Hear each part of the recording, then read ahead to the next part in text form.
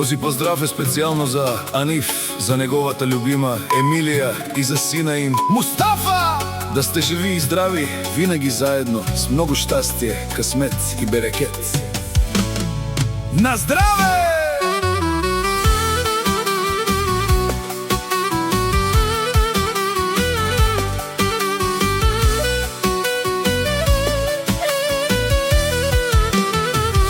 За Аниф говорят всеки ден, много хора му завиждат, но Аниф върви само напред. никой не може да го събори. До Аниф Емилия, тя е неговата сила, а Мустафа е гордостта, радостта на цялото семейство. Аниф, Емилия, силно семейство, силни сърца. много завиждат на Аниф, но не могат да го съборят.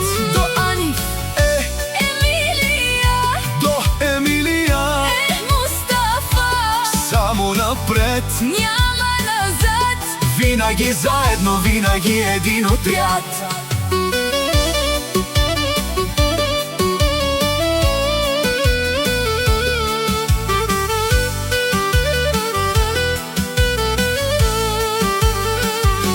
Аниф работи с чест и сила, затова успехът идва при него. Емилия носи топлина и обич, прави дома им пълен със щастие. Мустафа расте с усмивка, с гордост гледа своите родители.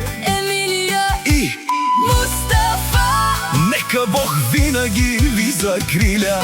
Аниф, Емилия, Мустафа, силно семейство, силни сърца.